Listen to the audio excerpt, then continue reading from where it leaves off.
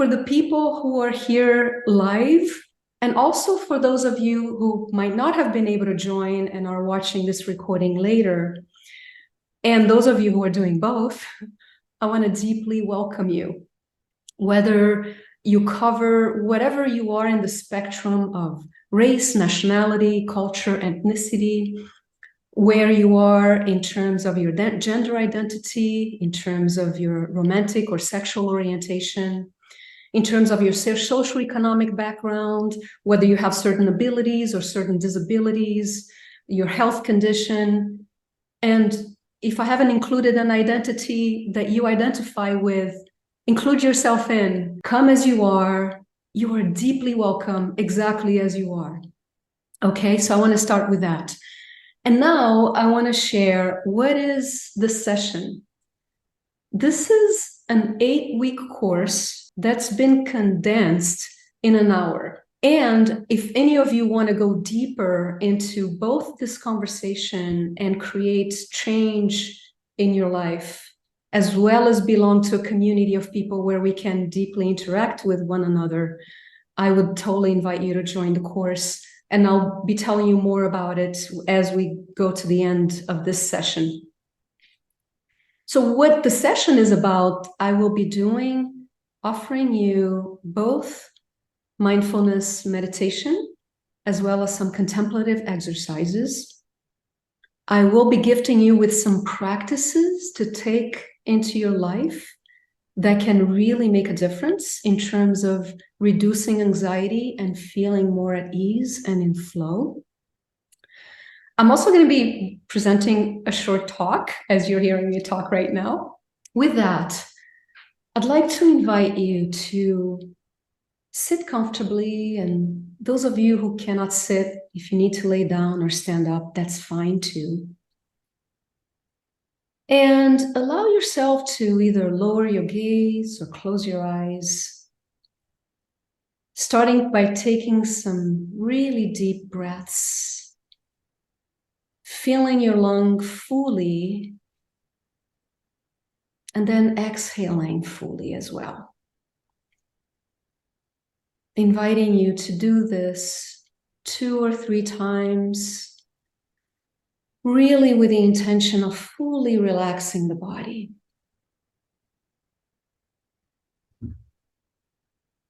And perhaps one last time. And this time, when you get to the top of your inhale, sip in a little bit more, even if you don't think you can. Hold it for just a few seconds. Hold it, hold it. And then let it sigh out.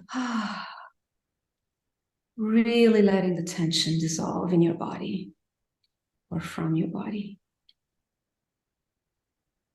And now imagine yourself being in a beautiful nature place. It might be a hike that is leading down to a river. You might even perhaps see a sign that says, river being this direction. And it might be a rainforest, big trees, big leaves, perhaps the sun going through the leaves, caressing your face.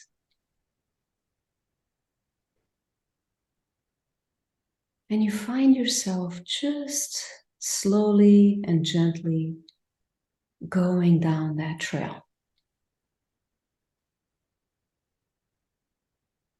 And at some point, you start noticing light shining in water in the distance, the sight of the river peeking through the leaves. And you find yourself getting closer and closer, feeling the warmth of the humid rainforest on your skin. It's a hot summer day.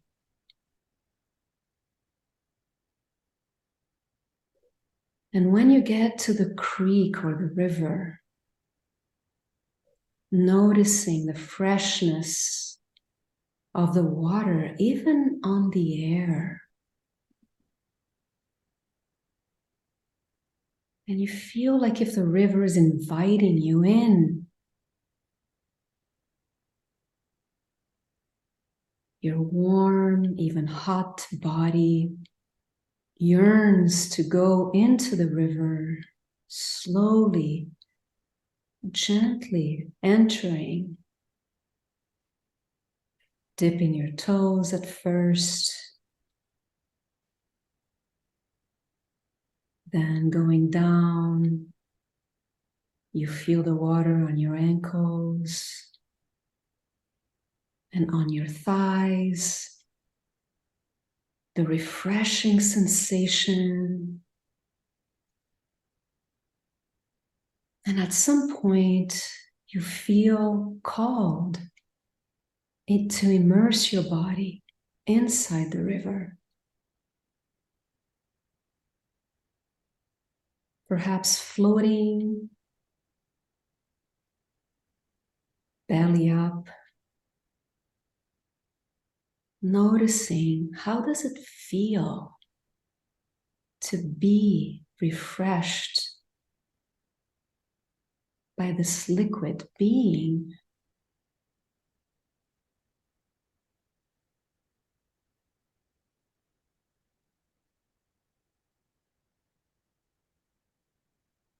Now perhaps turning around so that you can have your face in the water. Imagine opening your eyes, seeing all the wildlife, fish, algae, any other beings that your imagination brings to you.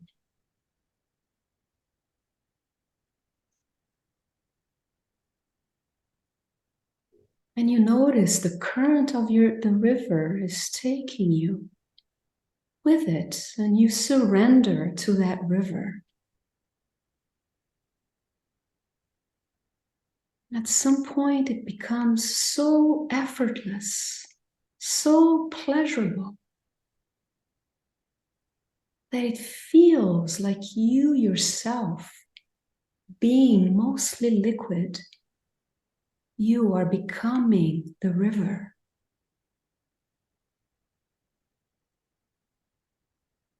And you commune with the river, feeling the aliveness of the water, nourishing the banks,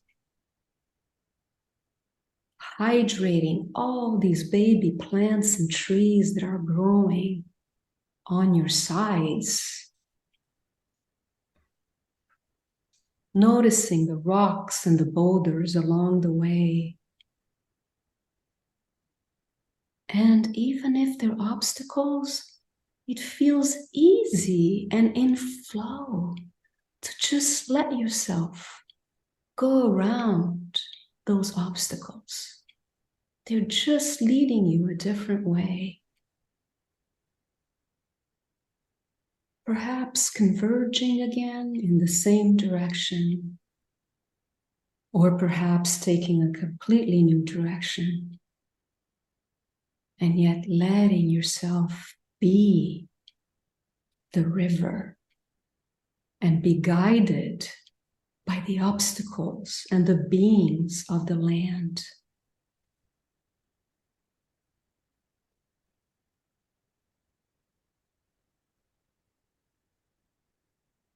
Now, slowly but surely, you feel yourself eventually merging into the ocean, finding yourself communing with the vastness of the sea and of the earth.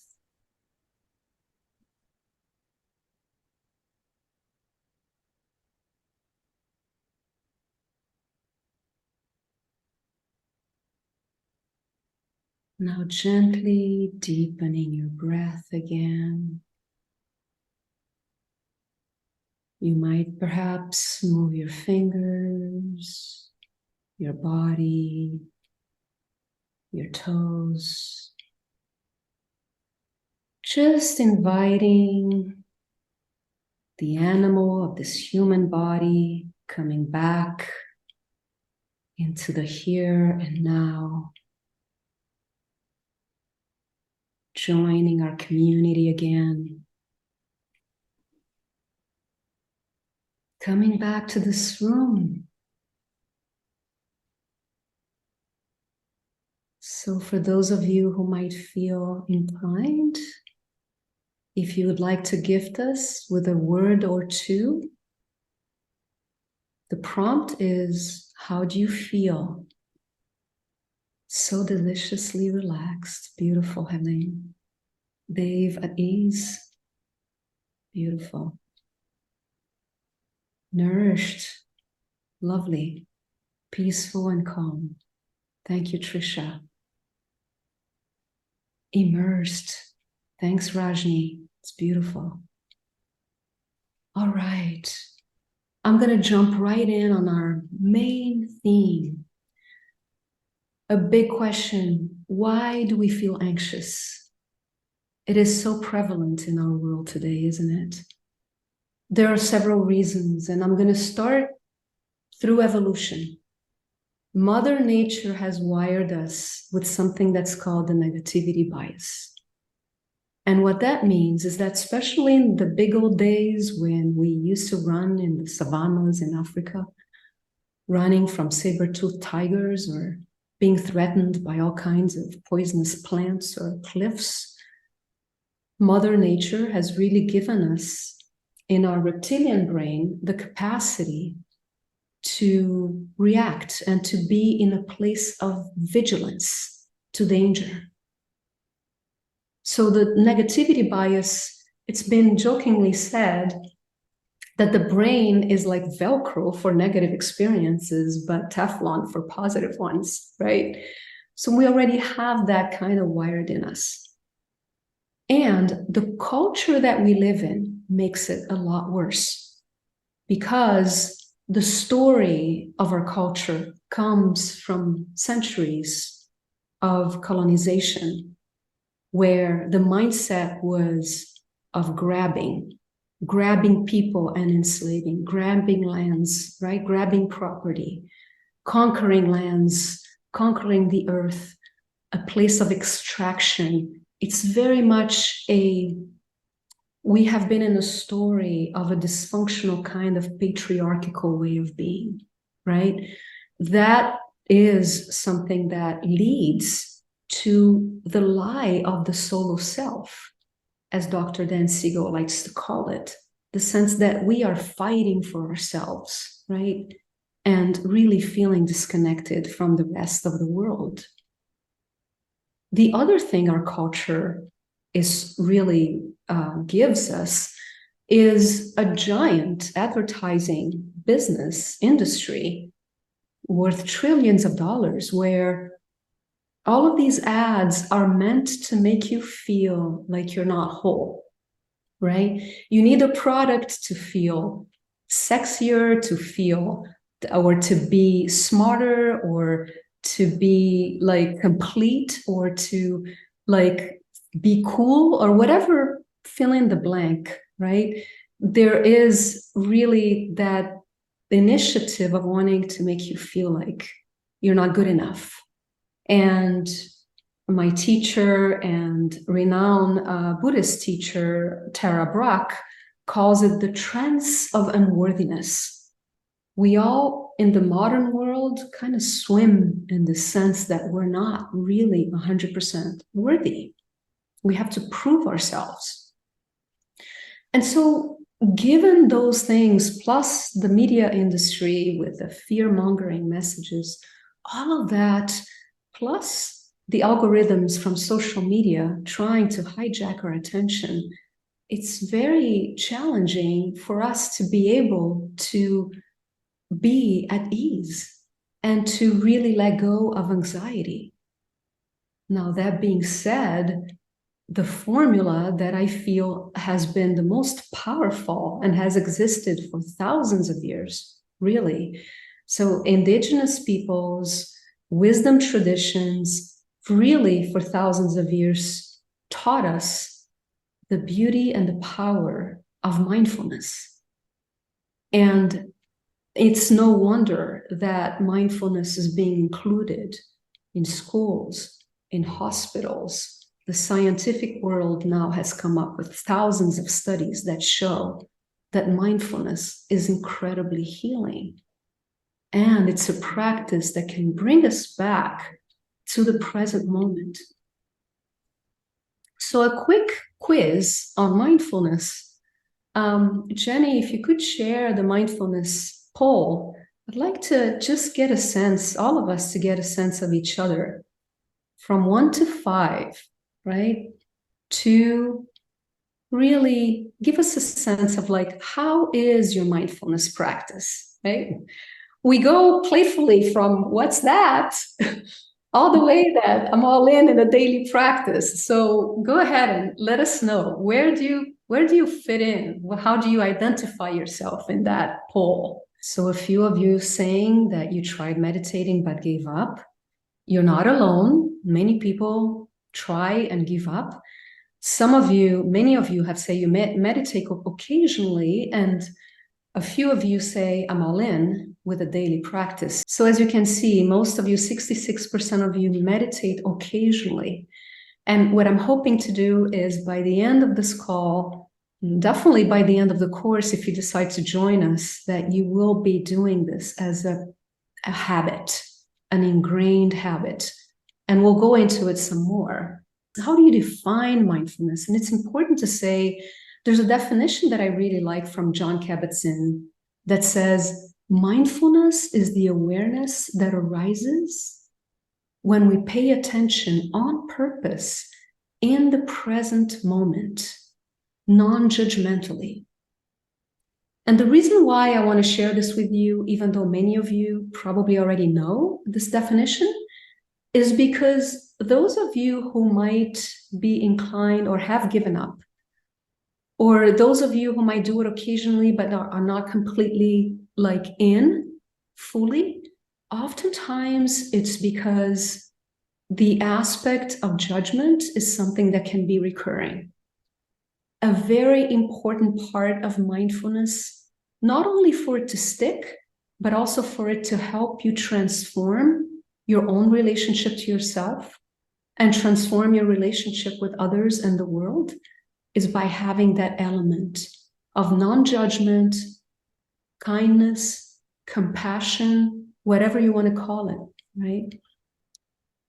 And so how do we practice? Many of you already know, basically settling in the body, choosing an anchor of meditation, and having a very gentle experience of when we get distracted.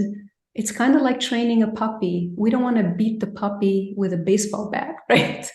We want to bring the puppy back with a lot of lovingness and gentleness. And so that's the part that helps to anchor the practice and the practice become more juicy. Now, why do I call this nature-inspired mindfulness? Is really because we as a civilization, we have forgotten that we are a part of nature. Every cell of our being is nourished, hydrated, functional, energized by nature without us doing a thing. I know neither of you are consciously like telling you have to digest your food or you have to have your, lungs expand or contract. It's kind of like nature is breathing you. Nature is beating your heart, and nature is calming your brain and calming your neurological system, not just in the brain, but really from head to toes, from toes to head. The important thing also to remember is that when we let ourselves on a regular basis be aware and be reminded of our interconnectedness with nature, that is an elixir. I mean, for one thing, many of you have said you're connected with trees, right? Someone said they love rocks.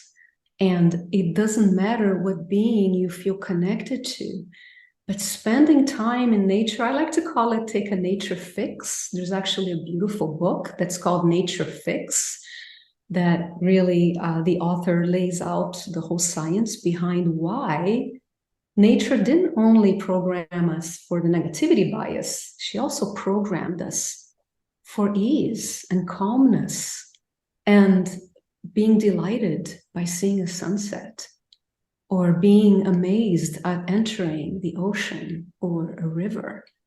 We are also wired to relax ourselves. So when we gift ourselves with these possibilities, that could be incredible to our neurological system. So an invitation is, when it comes to nature, allowing yourself to be amazed.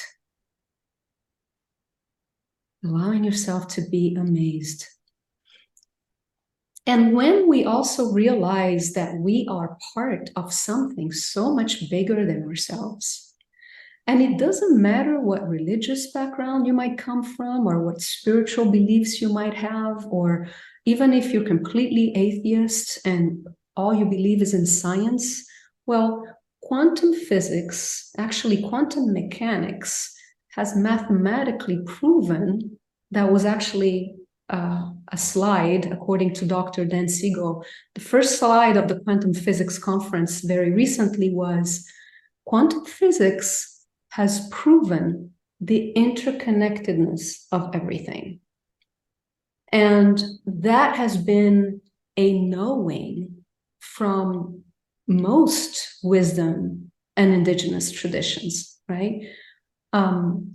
There's a quote from Rumi he says, "You are not a drop. You are not a drop in the ocean. You are the entire ocean in a drop." It's the idea that the whole is in the part, right? So we can just go into that theme for a long time because the science that is being revealed about this is fascinating. For the sake of this particular session, what does that have anything to do with ease and releasing anxiety? Is that the more you remind yourself, even if you're taking a quick break by jumping in an Uber to go from one place or another, and you let yourself like look out the window, right? It's a very stressful day.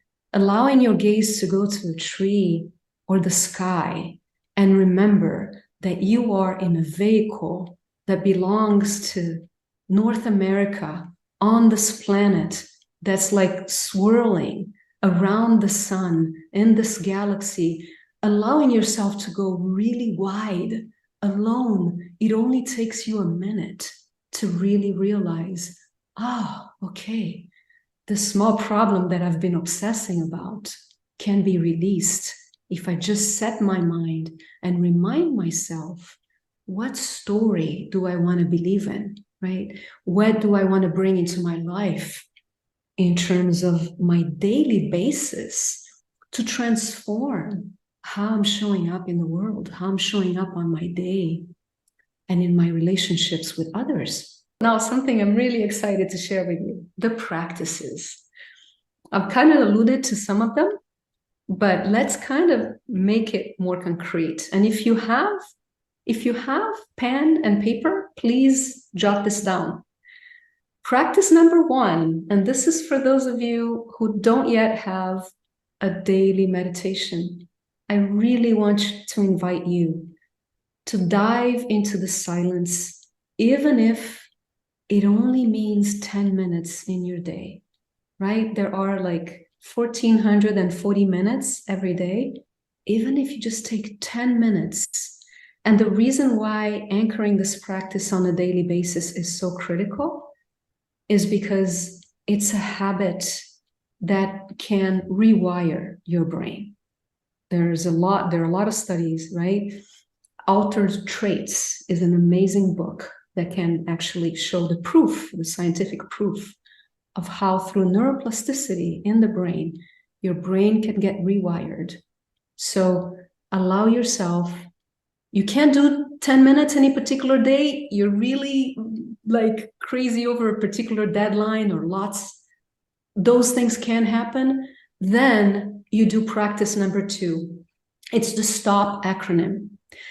S of STOP stands for stop itself. T of stop is take a breath. O of stop is observe. What am I feeling inside my body? What is happening right around me right now? And P is for proceed. And this is a quick practice because you can be like entering a meeting with 10 people, or you can be at the point of preparing for a really difficult conversation with someone. Doing the STOP acronym can take only 20 seconds, even if that's all you have.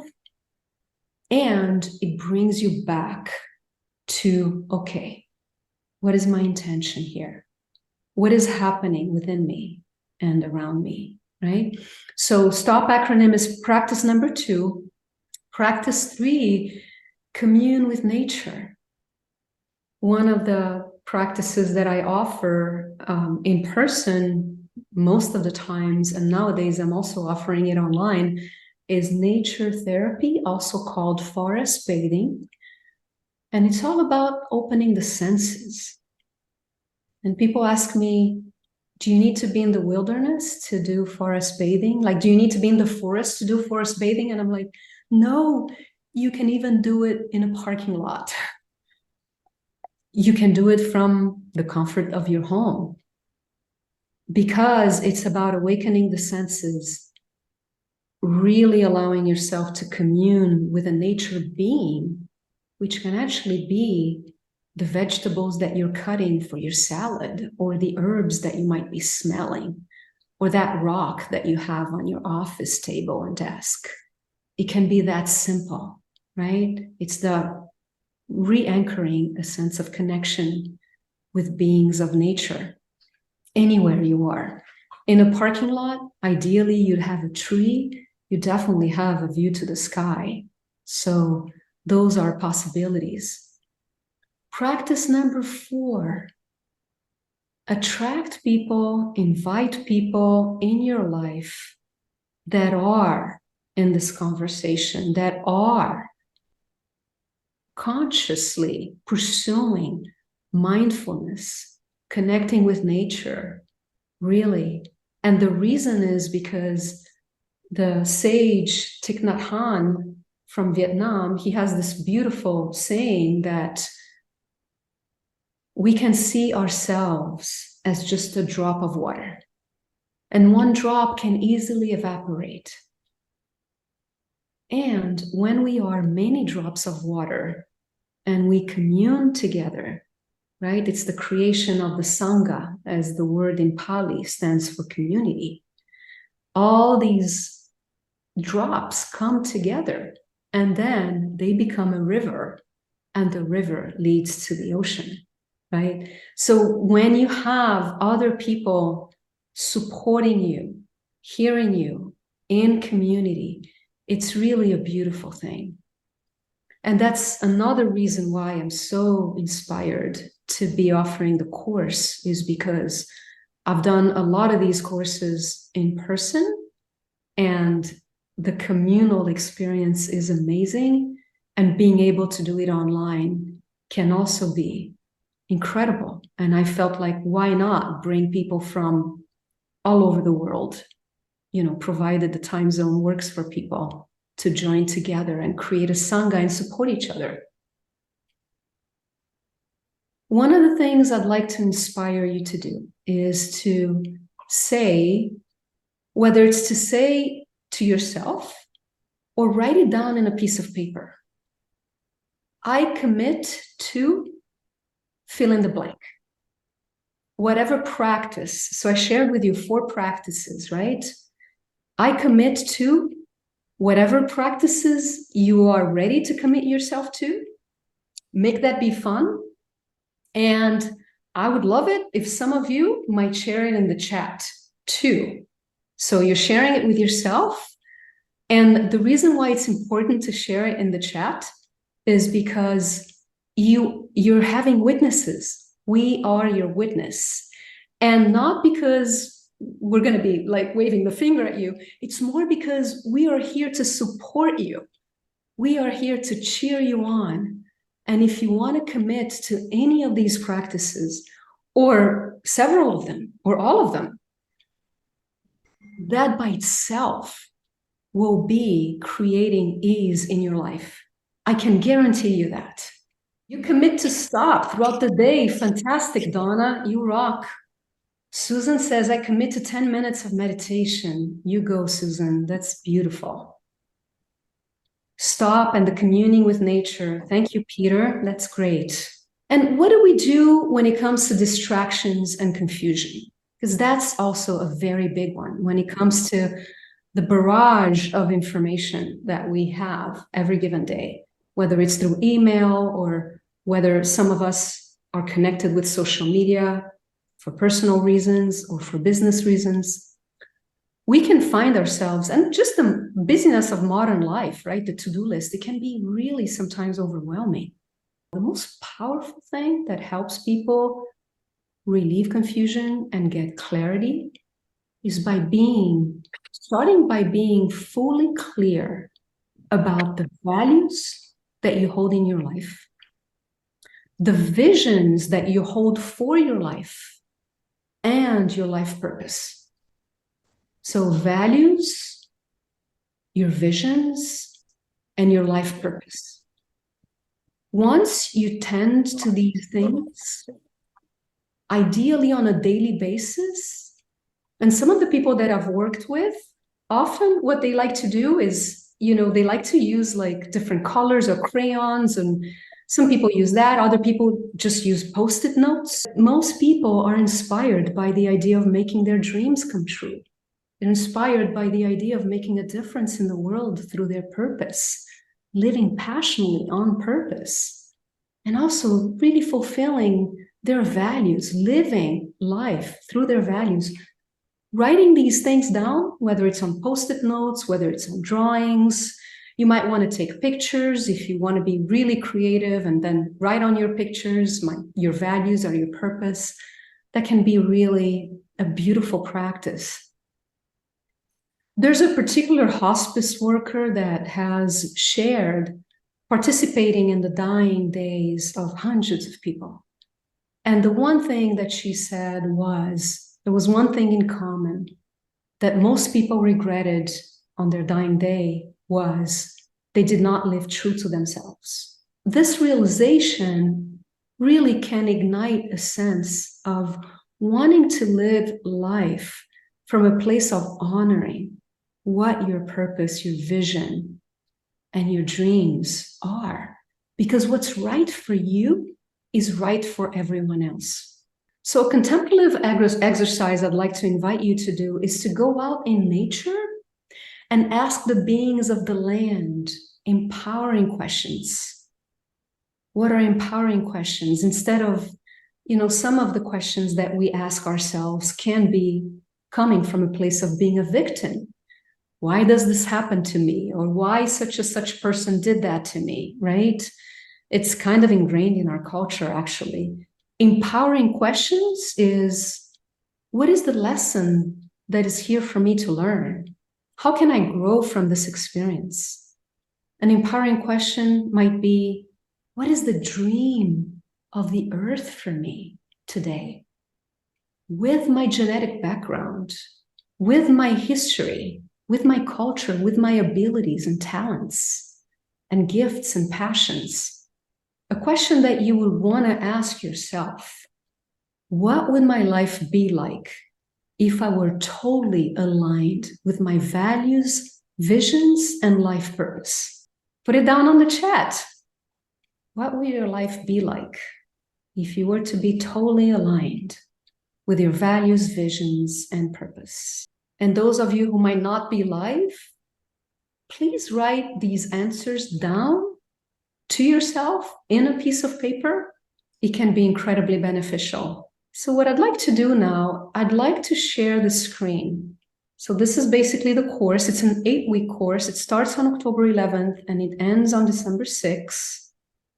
And here are the sessions. Session 1 is all about creating a daily practice and anchoring it fully in your life. Session 2 is dealing with emotions. Oftentimes, the excess of anxiety can be deeply related and rooted with a false belief that we need to suppress our emotions. So what I would teach you on the session 2 is how to deal with the emotions in a way in which you embrace them and you cross through them and come out the other side. Really important.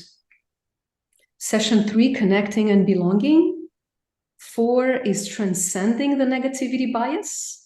And by the way, some of this is really based on neuroscience and it's very cutting edge, beautiful teachings. Session 5 is based on the work of Judd Brewer, who has really cracked the code on how you can change habits. If you have any kind of unwanted habits, whether it's food or drinking or social media or the habit of being excessively anxious all the time, Judd Brewer has really created a technique that has been extremely influential, positive, and successful, more so than the gold standard of the habit changing process.